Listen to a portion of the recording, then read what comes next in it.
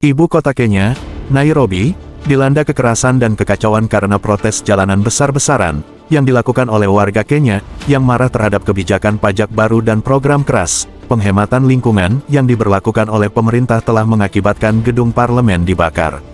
Para legislator melakukan evakuasi setelah para pengunjuk rasa anti pajak awalnya melanggar parlemen. Mereka dengan cepat membuat kewalahan polisi. Setelah anggota parlemen memutuskan untuk mengesahkan rancangan undang-undang yang memperkenalkan pajak nasional baru, termasuk retribusi lingkungan yang menaikkan harga barang-barang pokok seperti popok, sebagai bagian dari upaya untuk mengekang pengelolaan sampah dan menjadi lebih ramah lingkungan. Pajak baru tersebut tercantum dalam RUU Keuangan Kenya 2024, dan berdampak langsung terhadap impor, harga, dan penjualan popok, baterai, sel kering, smartphone, jam, radio, perangkat TV kamera, stapler, printer, kalkulator, mesin fotokopi, keyboard, mouse, proyektor, dan lain-lain.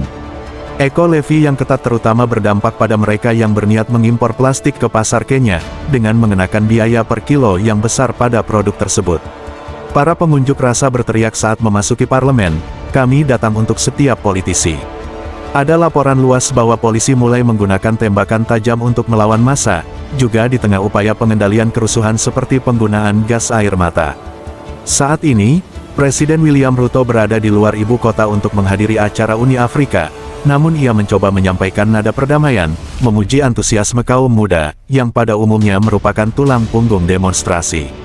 Namun konfrontasi yang semakin sengit dengan polisi di jalan-jalan Nairobi, yang semakin intensif sejak pekan lalu ketika 2 orang tewas, juga merupakan akibat dari dugaan penculikan yang dilakukan oleh aparat keamanan. Presiden Masyarakat Hukum Kenya Faith Odhiambo mengatakan pada hari Selasa bahwa 50 warga Kenya, termasuk asisten pribadinya, telah diculik oleh orang-orang yang diyakini sebagai petugas polisi. Beberapa dari mereka yang hilang termasuk mereka yang vokal dalam demonstrasi dan dibawa pergi dari rumah, tempat kerja dan ruang publik menjelang protes pada hari Selasa, menurut kelompok masyarakat sipil. Laporan awal menyebutkan sedikitnya 8 orang tewas, menurut Lembaga Penyiaran Nasional Kenya.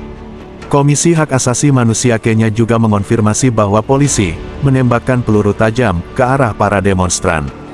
Puluhan orang lainnya terluka, dan kemungkinan besar jumlah korban akan terus bertambah sepanjang hari dan malam hari karena krisis ini tidak menunjukkan tanda-tanda mereda.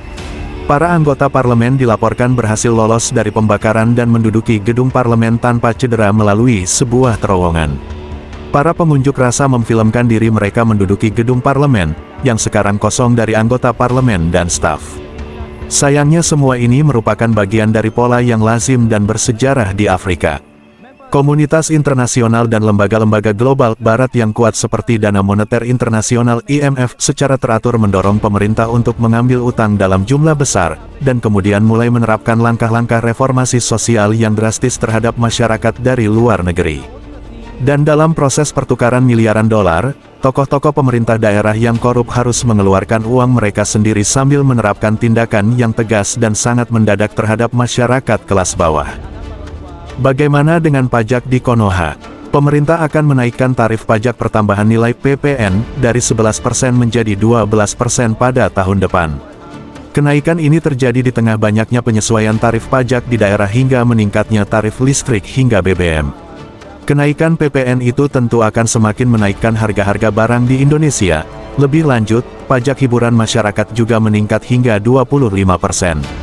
Lalu tapera, kebijakan penarikan iuran sebesar 3% dari gaji, 2,5% dari pekerja dan 0,5% dari pemberi kerja dianggap memberatkan, terutama bagi pekerja. Bagaimana pendapat kawan-kawan, mau ikut Kenya atau kembali ke desa?